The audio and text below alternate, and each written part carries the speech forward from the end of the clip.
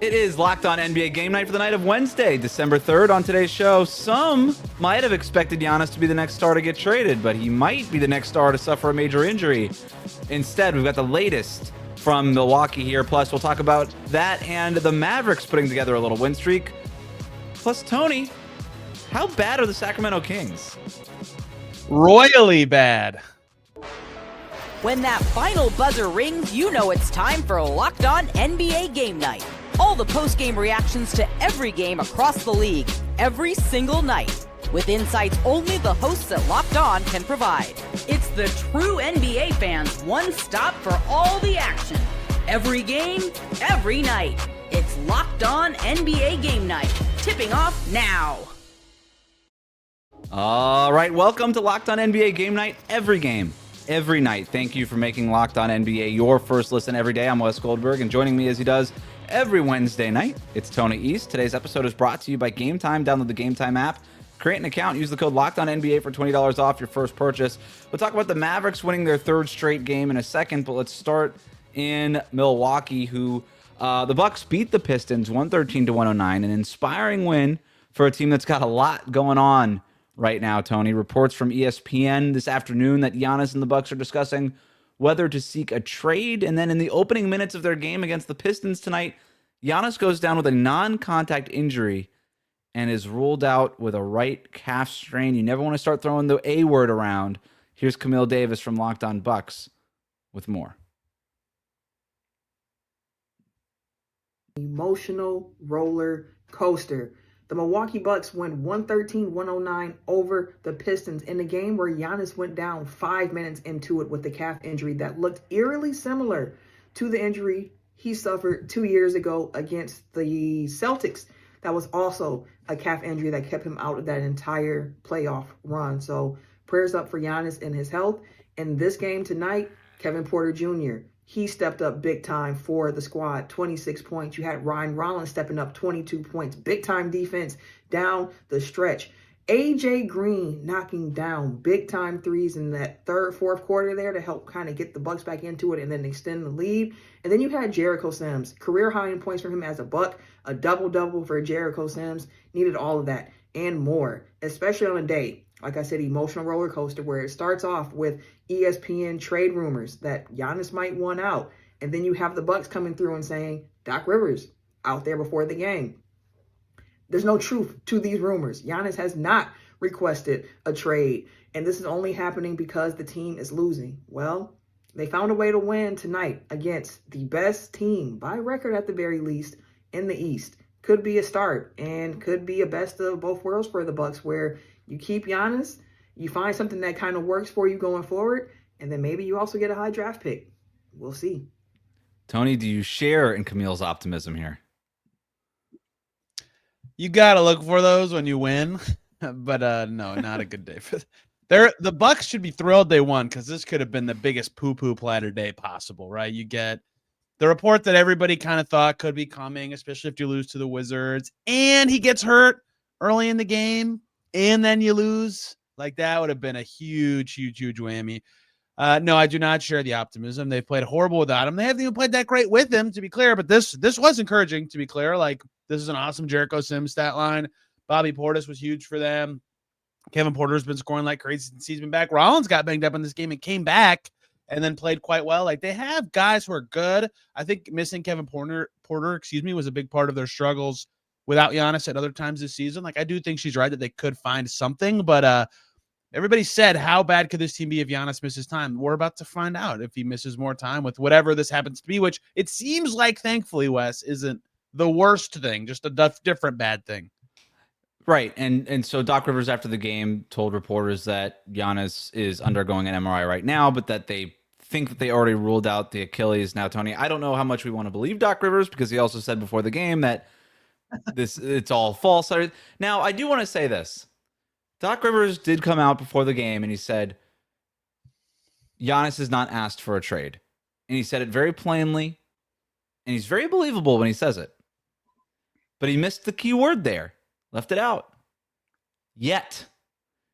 He could potentially have not asked for a trade yet. But that's what the report was. It's actually not refuting the report. The report is just they're having conversations about whether or not Giannis is going to decide whether or not to ask for that trade. So Doc Rivers might be telling the truth, Tony. That's true, and that's a good way to handle it, right? You can always go, "Oh, I didn't say he had at the time," even, and that. Look, the reason it's all just gobbledygook is like, what is there to evaluate, right? What's going to change in the Bucks situation? Unless what I said, like Kevin Porter plays and they rattle off a bunch of wins in a row, and look at that, they win without Giannis against a good team. Like maybe this is what it takes for him to evaluate and go, okay, maybe we can do something. Like if this is the best team in the conference and we can beat them without me, can we win a series? Can we win lots of games when we get healthy or whatever? But yeah, I mean, look, this is my first day covering the NBA. Like I'm well aware of what the cycle of these things is for teams and players, but maybe I'll give Giannis credit. His compass has always been toward winning, right? And if the Bucks can win, we'll feel better and maybe would be willing to gut it out for the rest of the season and see where this goes. But a lot of this evaluating could depend on how hurt he is and how bad the Bucks do without him and whatever amount of absence that he has. And the Bucks are in an interesting situation here where they have to really do right by Giannis at this point. They can't rush him onto the court. They can't make him feel any kind of pressure. They have to make sure that they know, or that Giannis feels that they have his best interest at heart, even if they are scared to death that they might lose him at any moment, that any day he can call him up and be like, today's the day, guys. I want to get traded. Here's my list of preferred destinations. And at the same time, all right, cool. You beat the Detroit Pistons. Are you better than the Detroit? Nobody thinks you're better than the Pistons. All right, congrats on the win. That was nice. Nobody thinks you're better than them. Nobody thinks you're any good without Giannis, obviously. It's a tough spot for a Bucks team that kind of needed to put all their chips in, and now their biggest card is potentially not available for a little while here. Yeah, the best thing going for them in theory, besides like winning this game, their draft pick is the worst of theirs and the Pelicans, and the Pelicans stink. So like the Bucks can know that if they decide to blow it up, they'll still have a really, really good pick coming their way. I'm not even saying they should be thinking about that yet, but like that is something that they can smile and be happy about. Like they could still get the second pick in the draft in theory. Like that's on the table right for them. So it's not like they're screwed. Like they are directionless this season, like a team we might talk about later, who's also in kind of a messy situation right now with a famous player for their franchise.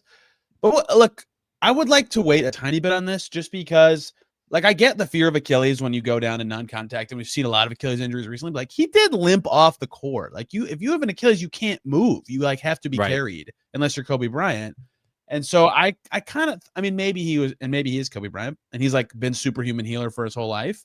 So yeah, he might be out like a month or more, right? But like, I want to know what the timeline is because that's another part of it. Like pretending the Bucks do want to pivot and trade him, he's got to be healthy for that to happen. Maybe not. If it's an Achilles, like his health is a factor in that, right? So yeah, right. So they need to know the timeline very well. So there's a lot to find out still. There is. So I want to go back to the initial report here, Tony. Like, who's got more on the line? Who's got more at stake right now in terms of all of this? Giannis, the Milwaukee Bucks, or Shams Charania? It's a funny war. Like Bucks fans just think he's lying through it. Shams is lying through his teeth every single time he says anything about Giannis, right? I mean, look, when he names the agent by name, you know what, a strong expectation of what's going on there. But most at stake, probably Giannis, honestly, right? Like we have yet to see one of these Euro studs ask out or ask for a trade.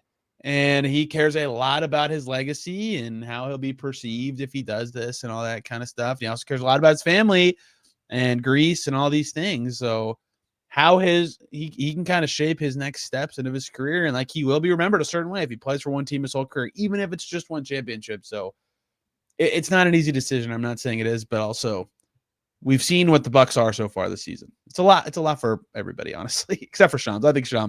I don't think Shams is really ever wrong, honestly. You mentioned Eurostar changing team. Luka just changed. Oh wait, okay, he asked for a trade. I meant That's by right. their own He didn't- demand. Yeah. Right. No, yeah, he didn't want to get traded. Wait, I forgot. No, speaking of the Mavericks, meanwhile, have won 3 games in a row. Did they fire Nico Harrison too early? Just kidding, but we'll talk about all that next. Today's episode of Locked On NBA is brought to you by Robinhood. Yep. What if sports were traded like markets? Now you could put your sports IQ to work in real time with Robinhood prediction markets. It's not you against the house. If you're participating in a live market, you could buy or sell your positions live all game long. Use your sports knowledge in the moments that matter. Robinhood prediction markets change the game. It's people moving the action. So when momentum shifts, you can move with it. I always knew the game, but never had a dynamic way to apply that knowledge. Now, I can actually take part live in a market powered by people. You're no longer just a spectator. Play by play, you decide. Trade every play with Robinhood. Now available across the U.S. Download the Robinhood app now to begin. Thanks for making Locked On NBA Game Night your first listen every day. Let's go to Dallas, where the Mavericks beat the Heat 118-108 to win their 3rd straight game. The Mavs have beaten the Clippers, Nuggets, and now the Heat. Here's more from Nick Engstadt from Locked On Mavericks. The Dallas Mavericks might be good again. I can't keep track this season. They started off the season absolutely horrible, and now the Dallas Mavericks still have the 30th offense in the NBA. And in this game against the Miami Heat, the Heat are the 4th best defense in the NBA, and the Mavs have a really good offensive game. Now, they did hit 16 threes. It's just the 7th time they've hit 16 threes this season. They're 4-3 when they do that, and so that was a big thing for sure. Multiple guys hit multiple threes, and so that was massive. Klay Thompson had 5 of his own. Anthony Davis was back, 17 and 17 points and rebounds in this game. That was absolutely huge for the Dallas Mavericks. First time a guy's had 17 and 17 this season for the Mavericks. He was absolutely massive, and Anthony Davis was fighting hard through that hand injury. He was holding his groin a little bit, just fighting through everything, Anthony Davis. Ryan Nembhard, an absolute revelation. He has started the last couple of games for the Mavericks, and he has continued to be absolutely awesome. 15 points, 13 assists. He is the first Dallas Maverick to have 13 assists since... Oh, wait. Yeah, it's Luka Doncic. A million times Luka Doncic. And then before that, the last Maverick to have 13 assists was... Dennis Smith Jr. And the one before that was J.J. Barea. Ryan Nembhard doing things we haven't seen in a long time for a Dallas Maverick. And then Cooper Flagg, what else can be said? 22 points in this game. He started off with 3 fouls pretty early in the game. Jason Kidd left him in the second quarter, and that was pretty big. He trusted him, and he never picked up another one. But 22 points, including 2 more clutch buckets that the Mavericks needed to keep the lead and keep the Heat at bay. An absolutely awesome game for the Dallas Mavericks. Maybe their best this whole season. So a lot to get to there, but just right off the top, Ryan Nembhard, what great elite type of company. Luka Doncic and Dennis Smith Jr., Tony? I mean... Could be either one of them, right? a good team building strategy that is proving to be solid in the NBA. If their last name is Nembhard, maybe consider adding them to your basketball team. That seems to be working. So the Mavericks add Nembhard on that 2-way contract, undrafted. I was a little surprised he went undrafted, but whatever, it happens. And then he looks amazing in Summer League, and then they just bench him when they're in need of a point guard, and everybody's just saying, hey, play this Nembhard guy, and then they do, and then they start winning a bunch of games. It's kind of funny when everybody knows something except for the team sometimes, but even the team obviously knew something because they're the team that added him in the first place. I don't know. Tony, bigger picture here. Are the Mavericks turning things around, having won 3 straight games? Their offenses looked better, certainly, right? Like the Nuggets, hearing coverage and listening to coverage after they beat or lost to Dallas, they were like, our defense is so terrible. It's like maybe the Mavs' offense is a little better. Like they have players playing, and Ryan Nembhard's good. Like Nick just said, the Heat have a good defense, and the Mavs are on fire from deep, but like they have to create good shots to make good shots. So, yeah, in some ways, I think like that they are better. I also think they're gonna be riding the wave of their youth a lot, right? And Flagg is playing well, but is going to be inconsistent. And Nembhard is undrafted potentially for a reason. Like he's probably going to be somewhat inconsistent.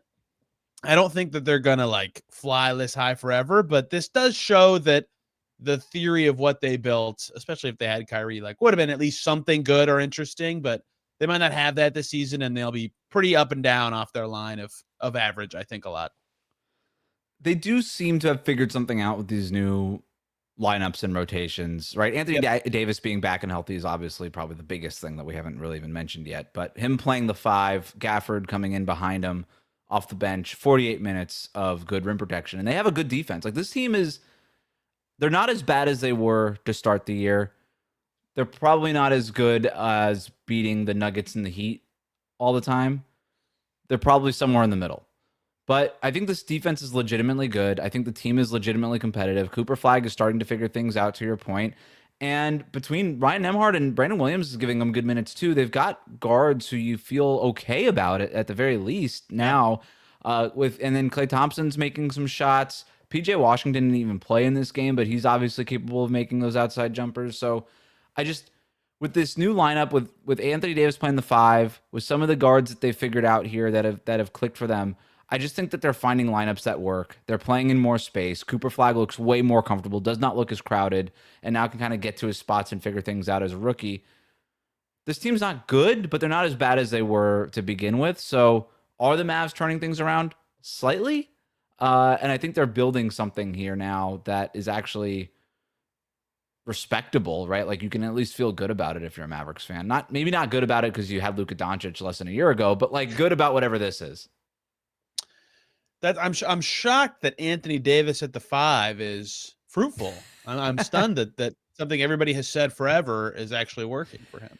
And it actually, I think, probably took being this bad to convince him to play the 5, right? They're like, look, we need you to do it. Would you rather play the 5 or lose a million games? And you'd be like, all right, I guess I'll play the 5. Let's go to the game that you covered, Nuggets versus Pacers. Nuggets go into Indianapolis and get the win, 135-120. Jamal Murray, 52 points a couple of days after it looked like he hurt his knee in what could have been a scary injury. Nope. He's awesome. Tony, what did you see from this one? He's unguardable. I mean, he was amazing. He broke out the blue arrow. The thing about Murray going off like this is like the temptation anytime a player is playing that well is double him, right? Send him pressure, make him get off the ball. You want to double team somebody against Jokic? Go ahead, man. Like Jokic playing 4-on-3 is not better. That's not a better option for your defense. So maybe it could have been given how hot Murray was, but the Pacers were very resistant to actually like shifting their coverage, and he just made 10 of 11 threes and was bouncing it in like Indy was his home court. He was unguardable, right? He was amazing in this game, and that was mostly the story of the game. The other thing is, man, look, this is kind of a symptom of every bad team. But the Pacers just have one run every game that they just look like pathetic, and then they're good the rest of the game. Tonight, it was the end of the second quarter, the last 5 minutes of the half. The Nuggets scored 22 points, 22-3 run. That's plus 19. The Pacers won the other 43 minutes of the game, but they were so awful in that stretch that they lose big. Like, they were never close or competitive. So they've got to figure it out. It's been a huge theme for them, but like, what is that as a symptom of like, this is the Pacers versus this is just what happens when you're bad, is that you can have disaster potential at any moment in a game. So they're 4-18 for a reason. The Nuggets offense is amazing because they have two studs, and this game showed it. And I should have asked you a question about something that happened, but I have a lot of thoughts. No, but that's a really interesting point, because when you think about the bad teams, I think we're always so geared into looking at the heights of the best that these teams can put together, right? And we're so entranced by that kind of stuff. But really, it's the bad teams are bad because they're clinging on to dear life 24/7. And and it's just like, hey, we're putting together a couple of good quarters here, and all of a sudden the floor just falls out from under you. And this happened to, for instance, the Wizards the other night against the Sixers. It was close, and the Wizards just stunk it up for 6 straight minutes, and then the Sixers pulled away, and that was the game. That was it, right? Like the rug is pulled out from under you, and there's just no getting it back. And the fact that a team is capable of having such a bad run is what makes them a bad team, right? I think that would be how I would describe that. A succinct way of putting that, 100%. The Nuggets are a thing, man. Like, I know that they're in a crisis. I'll wait for Wes to rejoin. They're like in a crisis because they lost 4 home games in a row, and their offense has just evaporated in those moments. But like, Murray's playing awesome to start this season. He came in shape. He was banged up coming in this game. No problem. He still looked really good. And Jokic is still an MVP level player. So they just need like 1 or 2 other guys to pop. And tonight was Bruce Brown. He was 6 for 7 with 14 points. They're really hurt. I still believe in this Nuggets team being pretty good. I know their defense has been really crap of late, but I still think Denver's got something. Their offense is so high level that they can always settle into defense. And when they get Aaron Gordon back, that'll help their defense too. So Yes, they've struggled. Yes, they've struggled to guard, but they just need one dude to give them anything, and their offense will be so unbelievably potent. They showed that again in this game. Bruce Brown being that third guy tonight. Well said, Tony. We're going to move Welcome on. back, The Clippers get their first win of their since Chris Paul was exiled from the team. We'll talk about that. We're going to wrap up the rest of tonight's slate of games after this.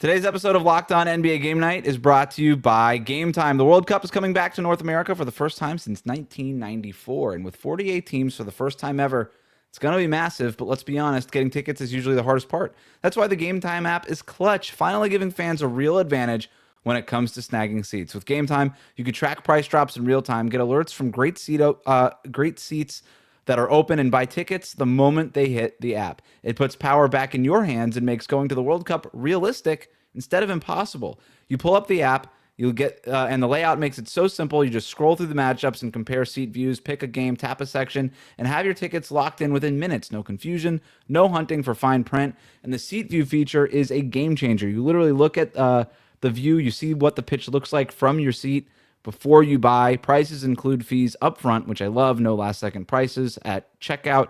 Alerts for teams and matches make it easy to grab tickets the moment they drop instead of missing out. So take the guesswork out of buying World Cup tickets and every match, concert, or event with Game Time. Download the Game Time app, create an account, use the code LOCKEDONNBA for $20 off your first purchase. Terms apply. Again, download the app, make an account, use the code LOCKEDONNBA for $20 off. Swipe, tap, ticket, go with Game Time.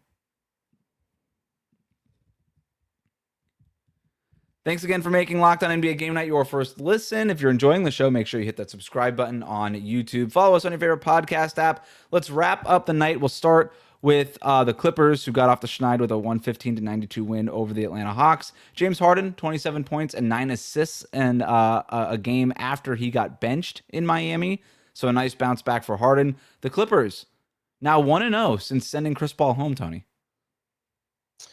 Yeah, this is hilarious, right? I mean, Chris Paul wasn't playing well. I'm not like blaming him for the Clippers' awful start. Obviously, again, they let him go because they did not think he was adding to their team. But this is just hilarious. The fact that they go to Atlanta after like travel issues and get there super late in the night, and the Hawks are like playing really well. I think Jalen Johnson was out for this game, but they just beating any team is funny to me. And then this reality, credit the Clippers. Maybe they'll find something. I think the biggest thing that's happened for the Clippers this year is that the rest of the West sucks. So good for them. And the middle of the West sucks. So good for them.